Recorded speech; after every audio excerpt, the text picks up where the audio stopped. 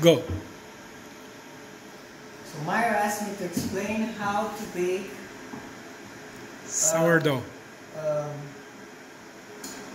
50% whole grain sourdough bread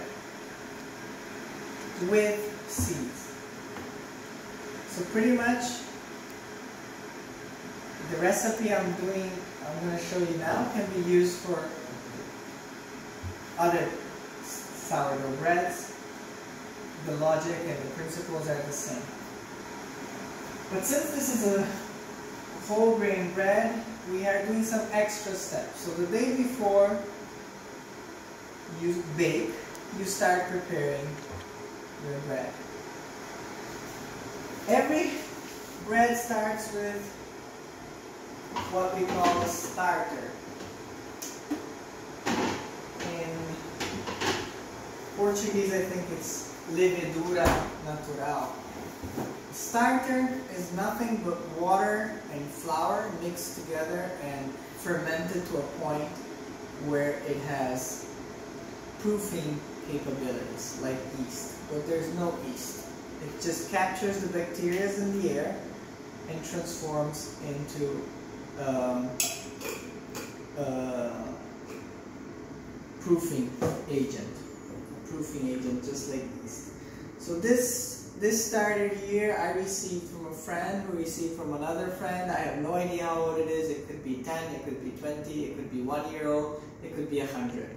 Because the point of a starter is once it catches, once it becomes this agent, it lives forever. You just feed it with flour and water and it just goes on forever. And all you need is a small 1 or 2 grams of this to be able to scale it up.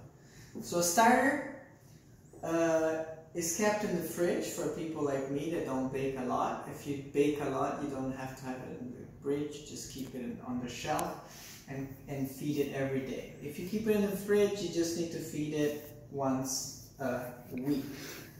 This morning, Mario saw the process of feeding. What happens is I need to remove most of it. That's called the refreshing the starter, and just feed a little bit of starter with a lot of flour and a lot of water. Usually it's a 2 to 1, even 3 to 1, even 5 to 1 ratio. So 5 parts of flour to 1 part of original starter. And then what do you do with the rest? So you either bake, or what I showed Maya this morning, you can even just fry it, and it's a very tasty pizza or whatever Maya called it. Anyway, this is my starter. We call it madre, which is the base starter, from where I get the starter and produce what we call a levain. Levain is nothing but a starter, but ready for baking. So how do you make a levain? I'm showing you just theoretically because I already did it this morning. You remove 20 grams, of original starter, of madre, and add 100 grams of white flour. This is white wheat flour, and 80 grams of water. When I say wheat flour, it's important because the type of flour you're using does influence on the bread. So it can be wheat, it can be spelt, it can be rye. It can be many different things. So this was madre, the original starter, and the levain, which I prepared this morning, is this one. So here we have the 20 grams of original starter, 100 grams of flour, 80 grams, 100 grams of white flour, and 80 grams of water. So this, you leave it for around 6 to 8 hours.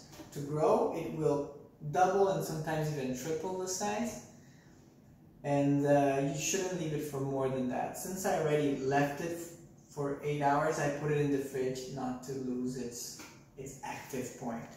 Time to bake bread is when the levain is in its most when it's in the peak of its activity. But we lost that, so in this case it will be a bit different. This bread, let's see, it's still okay. Because I put it in the fridge, and we'll only start baking tomorrow actually. So anyway, the day before, what you should do is prepare this, what I already prepared. Add 25 grams of whole grain flour. I'm using wheat flour. I'm using actually a Hungarian species of wheat, which is a breed between wheat and spelt. But anyway, you can use wheat, or you can use even spelt. Spelt flour works fine here.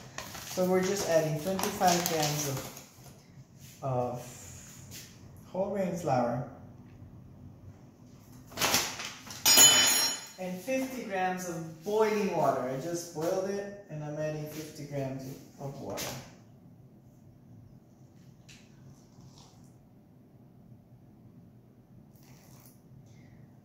And yes, it seems funny that I'm being so precise, but baking is about precision. It's not like cooking, it's not about creativity, it's about precision. So down to the gram, it's worth being precise. Otherwise the bread does change its properties. And I'm gonna add the salt to this mix. How much? I'm gonna add 10 grams of salt.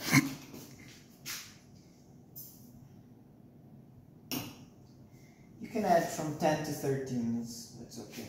The salt is not only about the taste. Salt is an important agent because it controls the proofing activity. It slows it a bit down and helps it to be more uniform. So even here it's better to add salt already at this time, so this mixture won't over-proof. Of course this won't proof at all, but it won't go bad.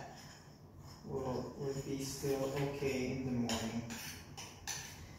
This mixture here is just a trick.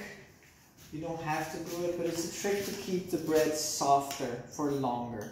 Mara said it's useless because we eat the whole bread immediately anyway, but in case you don't, the bread is still soft after a week. No bread you buy in bakeries will ever be soft after a week. And this is done the night before too. This is all done the night before. We're doing it now because we're going to start baking tomorrow and mixing tomorrow. So this is done. What else is done the night before? In this case, since I'm doing bread with seeds, I'm going to prepare the seeds. You don't just throw in the seeds in the dough because seeds also absorb water. So that will change the ratio of water and flour. So what you do, the linseeds have to be prepared separately, because they're the ones that the linseeds absorb most of the water. So the recipe I'm telling you now is 12 grams of linseed or flaxseed, they call it.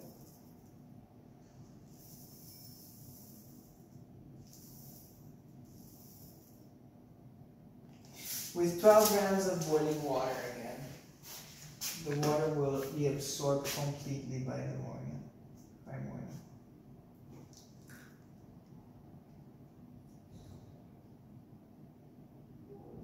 Okay. Just let it sit there for now. And what we do with the other seeds, because I'm doing a bread with flaxseed, sunflower seed, black and white sesame seed, and some few pumpkin seed. So I have a mixture of seeds here, which I already pre-prepared with all these seeds I just said, except for the linseed, which is separate. And all I do is roast it a bit. It has to be dry. So just in a frying pan, without anything, you roast. How much? 24 grams of a mixture of seeds. 25 grams.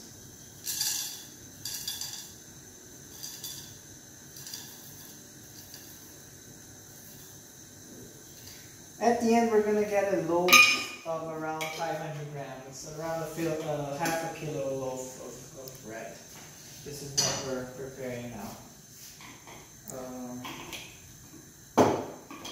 The roasting is is okay once the sesame seed turns golden, a bit light brown. Then it's at its right point. And that's it. So you just leave these three things sitting all night. So we have I always forget the name of this mixture, but whatever, this mixture of flour, the linseed, and the mix of seeds sitting here all night, and we'll continue in the morning when we're going to actually start kneading and mixing the flour. Thank you.